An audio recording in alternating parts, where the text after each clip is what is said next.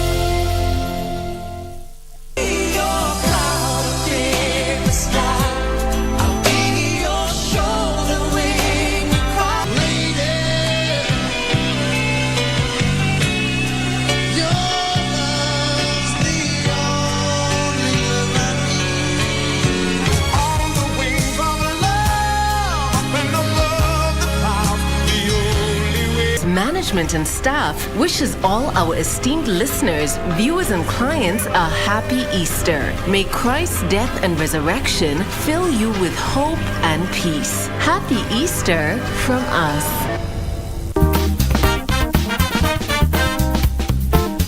On this week's episode of the Dadas Show, we shall be taking an in-depth look at the high cost of living affecting Kenyans all over the country. Even when the food and fuel prices go high, women suffer most. We do need to have a switch in terms of Kenya has all the factors of production. We have land, we have labor, we have capital, but most people keep asking, why do we keep importing almost everything in our country? So I think until we make that psychological shift.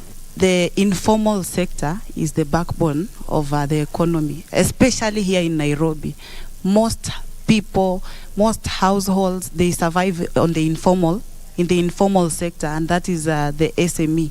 You as the stakeholders in that department, what are you doing to caution the young entrepreneurs from such issues? Be sure to tune in to KBC Channel 1 on Sunday at 4 p.m.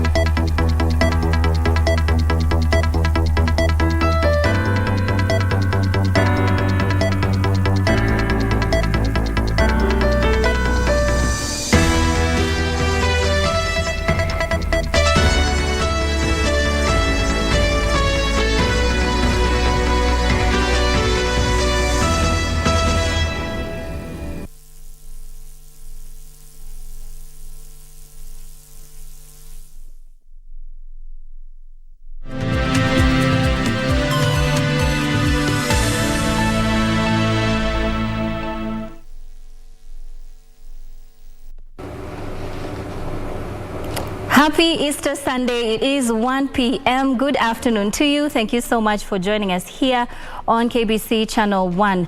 I am Nissy. Imano Anwangeshi is our sign language interpreter this afternoon. Many thanks for joining us.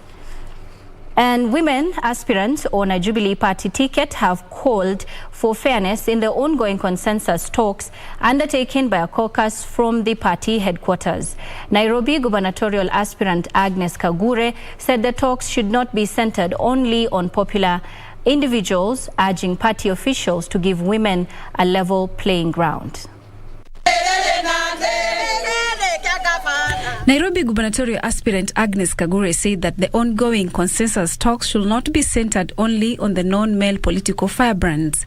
Speaking after donating foodstuffs to elderly women during this Easter holiday in Marui, Kagure said that women had been looked down on in most positions they had been vying, thereby being sidelined in leadership. Maombi yetu ni yule mtu ambaye ameenda ground, sio ati mtu wa kuletewa.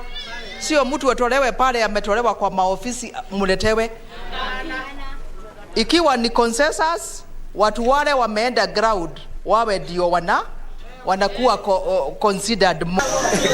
And a panel of Jubilee Party eminent leaders last evening concluded interviews for two aspirants from Kiambaa constituency.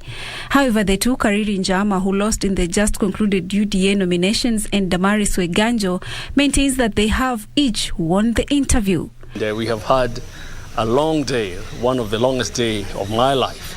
And I can assure my supporters and the people of Kiambaa that we are on the home stretch. We will be going to the Jubilee House on Tuesday to collect our certificate. Today it was just a panel, understanding the candidates, understanding the interests of the candidates, understanding what is required for the party. So we've gone through that whole process, and this committee will give a report to the party, and then the board will decide on who is a fit candidate to run the flag, to be the flag bearer for Kiambaa constituency. This as a section of aspirants for Nyandarua County allied to the Jubilee Party have faulted a move to persuade them embrace consensus ahead of the party primaries. The aspirants claim that some individuals were taking the advantage to align themselves with preferred candidates. Kusukuma mtu na nguvu, bado ataenda kutafuta nguvu yake ya rudi. Na whatever that inaendelea hapo eastward, ina reduce vote za chama zetu za Jubilee. Kwa hivyo hatuwezi kubali mtu awawe ni nani aharibu chama. Naweza uliza mwakilishi wa chama atushikilie kama sisi akina mama. Tukifika kwa consensus, tujadili maneno ya Jubilee kwa utaratibu bila kuzindilia mtu mmoja ama mwingine. Elsewhere, Vibrant Democratic Party leader Hezron Awiti Bolo has asserted that he is in the race to become the second Mombasa governor. Awiti, former Nyali Member of Parliament, will be taking a second shot at the county top seat after failing in 2017. Tutakuwa na kikao maalum ya NDC ambaye watu wetu wote watakaa pamoja, na nitawaomba nafasi ya kugombea gavana ya Mombasa. Leo ni kionjo tu, na wale ambao walikuwa wametoka mbali wapewe ticket clearance na nominations. Sisi hatuendi kwa sababu hatuendi ile competition. We are giving direct nomination tickets. So tuko tayari kwa kinyang'anyiro. This comes as the Kuria community calls on ODM party to consider giving direct nomination certificate to an aspirant from the minority community. Hii nomination ambayo walikuwa wamefanya, mimi kama ni youth nimefurahi nayo, sababu raundi hii watu hawajakuwa na vita kama election iliyopita. Moving on, a section of United Democratic Alliance members in Laikipia has threatened to ditch the party over what they have termed as irregularities in the just concluded party primaries. They now want the results announced by the Laikipia West returning officer annulled and a recount conducted. This comes as former Machakos Senator Johnston Muthama defended the nomination, saying shortcomings will be addressed. A section of UDA aspirants held protests in Nyahururu town, decrying alleged irregularities in the just concluded party primaries in Laikipia West constituency. The aspirants, led by Mutahi Masharia from Githiga ward and Samuel Wandeto, claimed that the primaries were marred with irregularities and hence called on the UDA party leadership to reject the decision by the Laikipia West returning officer Anthony Mwangi. Hii ni kura moja ya Washira Karani ilimakiwa, nilitoa kwa alo kwa mfuko, na hizi nazo ni mihuli zilikuwa kwa mifuko. Kazi yao ilikuwa ni kutoa ballot, wanakuja wanaweka, wakimwekea ndio ikifika wakati wa kuhesabu akuwe na amepata kula. Mkiangalia ukweli wa maneno, Karani alikuwa namba 3 lakini yeye ndiye ameletwa juu. Sasa hiyo ndio bottom up, unatolewa chini unaletwa wapi? Juu. Wale wanafikiria ndio watatuongoza through the back door. Wananchi wamekataa, na wamekataa kabisa, na sisi na kitu tunasema ni ya kwamba uchaguzi lazima urudiwe, na kama haitarudiwa sisi wenyewe kama wana Laikipia tutajua ile njia tutapita. They claim they would not accept anything short of a recount of the votes. Meanwhile, in Nakuru, parliamentary and ward representative aspirants who lost in the nominations have initiated the process of petitioning the party to relook into the integrity of its primaries in their respective areas.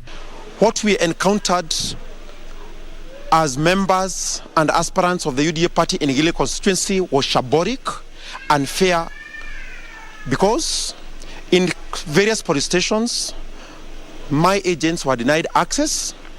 Kule hatuwezi tukakubali, na ile matokeo yenye anasema hapa ati yeye alikuwa na kula mingi sana, naoni haja kana kwamba ya kurudi kwa uchaguzi.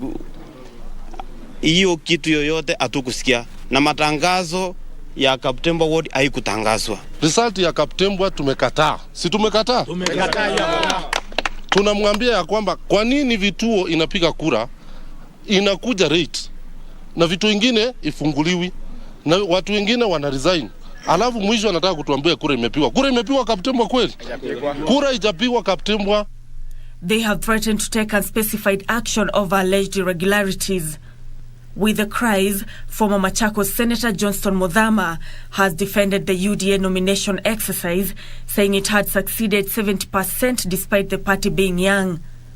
Muthama says that the party was in the process of addressing the hiccups experienced in some parts of the country. Leo tumefanya mchucho kati ya 70% tumefaulu bila taswisi yoyote.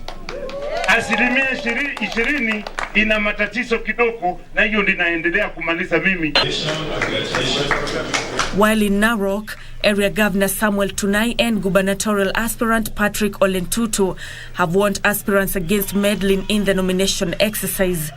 Even us, when we are asked, because unajua, even us, when we are asked, we give suggestions. Lakini our suggestions also sio lazima ichukuliwe. Tuko pamoja? Yeah, it is up to them to agree or disagree. The two-side primaries in Narok South will be held on the 19th after consensus failed. Nancy Okware, Lunchtime News. We now want to take you to Liberty Church in South Sea, where Wiper Democratic Movement leader Kalonzo Musyoka is currently speaking. Let's take a listen. And the faith communities and a lot of unbelieving political leaders will believe in their tribes, will believe in going to see witch doctors. And therefore, when you look at Stephen Kalonzo Musyoka, please look at me as the bridge, praying bridge, absolutely less than perfect as a human being, but only holding on to the cross of Jesus Christ. So when you do your calculations, because they are busy conspiring, who is going to be the running mate, who is not going to be the running mate, please help them. Help them to know that what God has determined, no human being will stop it. And so as we do so, we're on a mission. We're on a mission to change the way this country is governed. We're on a mission to do away with endemic poverty, deprivation, marginalization, misrule, because the people don't believe in the rule of law. God enabled me to study law. And I studied law. It was difficult for me initially because I saw beautiful big names studying law, but I caught up with them. And I know that this is a country, first of all, under God and also under the rule of law. Because if we uphold this, if we can say this next year, this time, Sunday, Easter, and I want God enabling me to come back here to my brother's congregation. And thank God. And thank God. So will you Kenyans relax?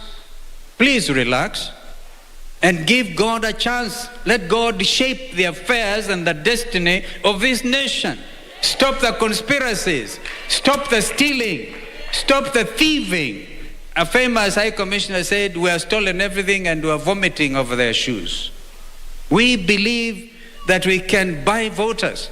We believe that we can buy leadership by coming up with all kinds of concoctions that do not add up to anything other than manipulating the minds of Kenyans to give you votes. But up to what end?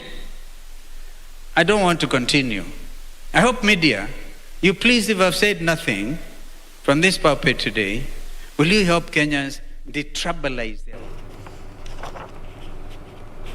Wiper Democratic Movement leader Kalonzo Musyoka there speaking to a church congregation in the Liberty Church in South Africa, in South Sea, I beg your pardon, in South Sea.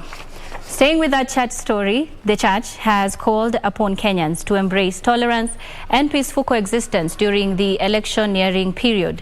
Bishop Mark Kadima of Bungoma Catholic Diocese further urged the public to shun any form of violence during political campaigns. Speaking at Christ the King Cathedral in Bungoma, Bishop Kadima asked Kenyans to choose their leaders wisely during the August general election. The bishop at the same time urged Christians to pray for peace during and after the elections.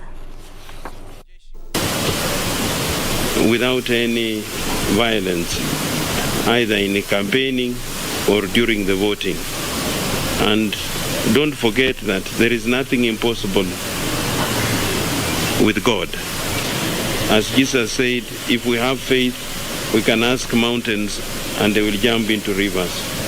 So if we have faith, we pray, and God will grant us peaceful harmonious and successful elections for our country. Away from that, an Nakuru-based businessman is seeking justice and government's intervention over what he claims as a theft of 10 million shillings from his bank account by an employee of Credit Bank. Francis Nganga says despite investigations that led to the arrest and charging of the employee, the bank is yet to deposit his money to his account 11 months later. According to Kihara, the theft occurred between June 6, 2017 and August 28, 2019. His fears were later confirmed by a bank statement he obtained. Mimi nimekuwa nikiweka pesa zangu Credit Bank miaka karibu 12 iliyopita. Kwa muda huu wote nilikuwa watu wangu wakipeleka pesa Credit Bank na pesa anapewa slip ya pesa ameweka, lakini pesa hazikuwa zikiwekwa kwa account. The new development prompting an investigation by the involved bank leading to the arrest of a female cashier who was later charged for theft. Kuna wakati nilitenda Turkey kwa sababu ya matibabu na niliporudi niligundua hakuna pesa kwa account zangu. Nilichukua hatua haraka cha kumwarifu manager na akakuja hapa branch manager, tukafanya investigation na yeye.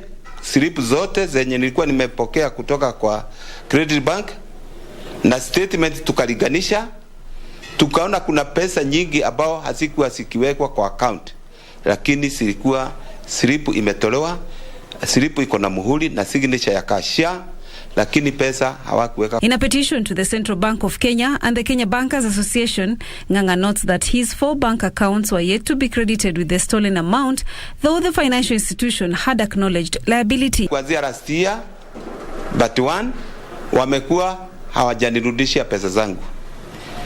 Kwa hivyo nachukua nafasi hii kuomba serikali yetu tukufu inisaidie kupata pesa yangu, kwa sababu mimi niko na matibabu, naenda nchi ya nje kupata matibabu na sina pesa. Kihara, who says he's in dire need of the cash to fund his medication, is now calling on the relevant institutions' intervention as his efforts to get the refund have hit a snag. For Lunchtime News, I'm Zainab Said. And on that note, we take a short break, but do stay with us. We'll be back in just a bit.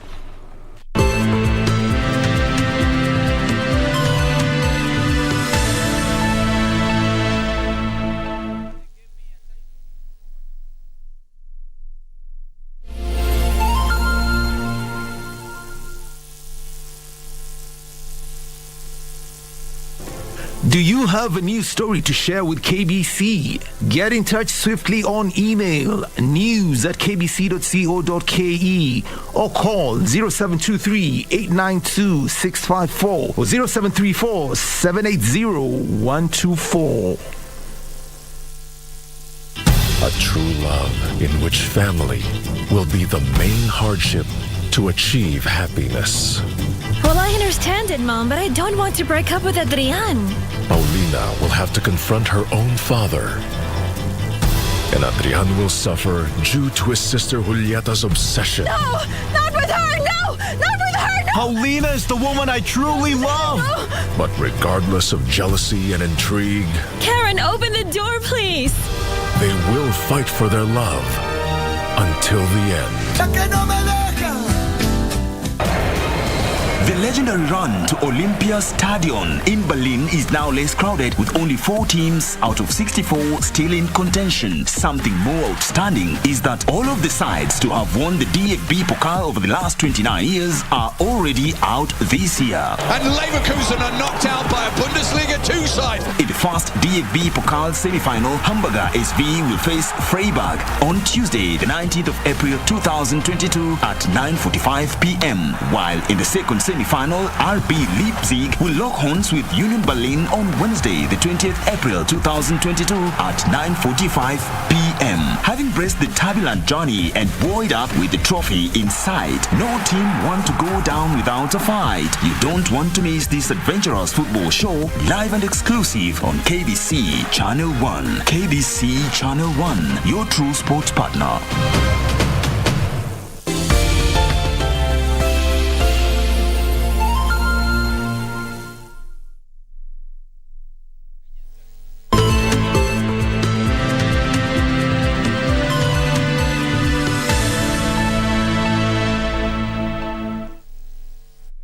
Welcome back. This is Lunchtime News. Thank you for staying with us.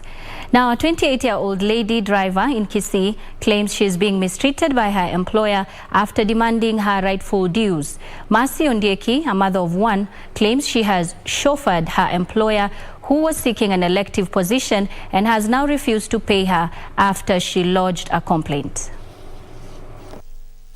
Mercy Ondieki left her work as a public service vehicle driver to work as a chauffeur for a human politician who is aspiring for a county seat in the August 9th polls in Kisii County. Nimefanya kazi kwake miezi 3.5. Mama hajanilipa. Nimejaribu kumuomba pesa zangu na niambia baada hajapata msaala, ananiambia baada aliweka cheki hajasaini, ananiambia baada sijaingia. Having worked for 3.5 months, the employer dismissed her after an altercation and paid her 25,000 shillings. Pia alikuwa anafaa kunipea 2,000 msaala, akatoa 500 ya chakula na ya nyumba yenye alikuwa amenipea. Kufika kwake nyumba imefungwa, kuuliza yeye ananitusi, ananiambia toka kwangu, maskini nikatoka. Ondieki claims her dues were at the rate of 1,500 shillings per day, which the employer failed to honor, saying she had based the assignment on trust and never bothered to seek a written agreement. Human rights wanisaidie. Naomba wanisaidie jameni. Naomba usaidizi ili nipata haki yangu. Niko na watoto wanahitaji school fees, naomba wanisaidie. Watauzika na maneno ya mama, advocacy iko, nitaandikia hata Betty Okero Kisumu wako Kenya National Commission ya Human Rights, bado nitawaandikia wafanye hiyo kazi. Huyu mama atetewe. Fida wako wataangalia hii na wakuje on board, sababu huyu anadhulumiwa, hana pahali atapeleka huyo. Anamwambia wewe ni kitu kidogo, hakuna pahali utanipeleka. Frederick Moki for Lunchtime News. Elsewhere, over 70 children living with disability in Kakamega County have benefited from donations that included foodstuff and beddings worth 150,000 shillings from a non-governmental organization. The organization's director, Electin Wanyama, says there is need to help such sections of society so that they feel loved. More than 70 children living with disability in Precious Virginia Children's Home in Matungo constituency, Kakamega County, the reason to smile this Easter season after they received donations that included food items from a non-governmental organization. It's a continuous program. We do it. We have a CSR program. We run in the circle, and we give a token and such kind of facilities every year. The organization's director, Electin Wanyama, says such children were going through tough challenges, even as he called on the government and other well-wishers to intervene in making their life better.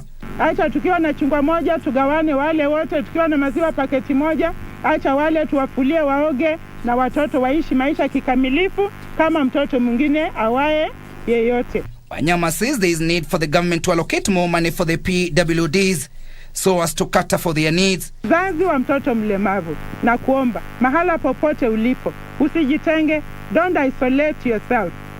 Waswahili wanasema mficha uchi hafanyi nini? Hazai. So usifiche mtoto mlemavu, mtoe wazi, acha watu wajue uko na mtoto mlemavu. After all, at the end of the day, it was not your prerogative. Ni Mungu alikupa huyo mtoto. Those who benefited lauded the gesture. From 2010, so mtoto amekuwa na hiyo condition ya cerebral palsy, tuligundua na hiyo condition, tukajaribu mambo ya therapy, ikakuwa ni kama ni severe case. Sasa ndio tukakutana na madam wa Precious Virginia Home, Madam Electin, tukakutana na watoto wengine pia wako na hiyo condition, ikatupatia moyo sana. Timothy Kipnoso for Lunchtime News. On to the day's business. Trans Nzoia County and the North Rift region have been urged to invest in modern farming technologies which will help to increase the output and quality of their coffee. Trans Nzoia County officer in charge of agriculture, Mary Nzomo, who was speaking as she distributed coffee fertilizers to farmers at Kiminini, called on farmers in the region to embrace good agricultural practices that will improve the quality of coffee that is processed.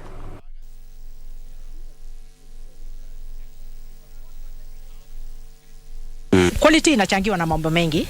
vile mkulima anatunza kahawa katika shamba lake, vile including even nutrition, kulisha, mambo ya control pests and diseases, ina compromise quality.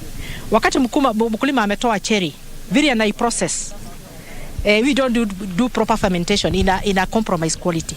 Hiyo ni mambo mengi ambayo tumezungumza hapa siku ya leo, na tumeeleza wakulima vile wanaweza fanya kuhakikisha ya kwamba ile kahawa tumetoa shambani ikiwa mzuri, tunafanya proper processing, ndio tuhakikisha ya kwamba wakulima wetu kama ni kwa upande ya cherry wamepata hiyo AA ama AB, na kwa process coffee tupate hiyo class 1 hadi class 3, hata hataki class 4 ambayo ndio wakulima wengi sana wanapata hapa.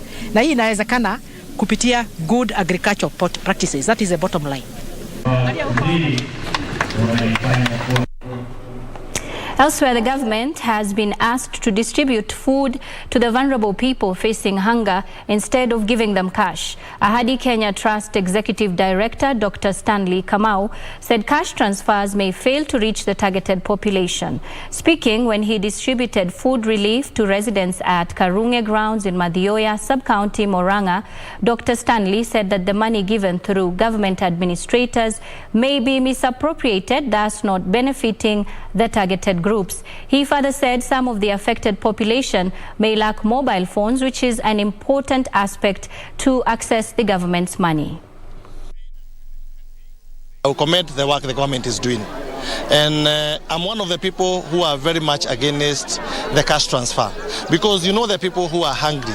Those are persons with disability, they are the elderly, they are people who do not even read newspapers, they don't even listen to the radios, they don't have TVs, they don't have phones. So when the government says it's going to distribute cash transfer for those who are hungry, I think it was ill-advised.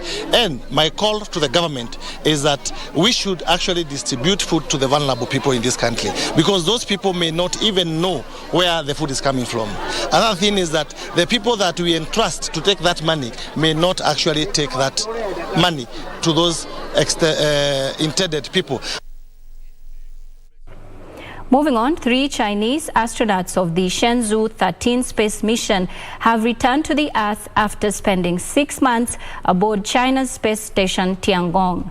After living and working in a microgravity environment for half a year, the astronauts must now adapt to gravity and will receive 18 kinds of rehabilitation projects that combine modern and traditional Chinese medicine, according to authorities. 着陆场成功着陆。 3 Chinese astronauts, Sihai Sihaigang, Wang Yakhin, and Wai Guangqingfu touched down safely at the Dongfeng landing site in North China's Inner Mongolia Autonomous Region after returning from a 6-month space mission. The crew lived and worked on China's space station Tiangong for 183 days, the longest stay in space by Chinese astronauts.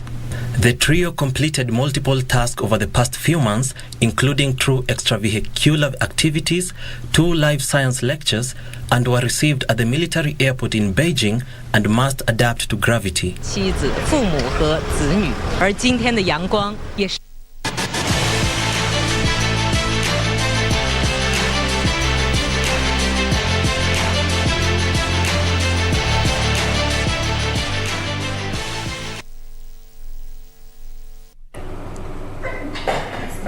And in sports, Tottenham Hotspur and Arsenal dropped 3 points in the Premier League as Manchester United's Cristiano Ronaldo scored his second hat-trick in the 3 Premier League games to boost United's hopes of qualifying for next season's Champions League. How Ralph Rangnick is billing this game for Manchester United. Manchester United are back in the race for a Champions League spot with 6 games to spare. They defeated Norwich 3-2 with Cristiano Ronaldo scoring his 60th career hat-trick to secure 3 points for the Reds. He's in here, Anthony Elanga.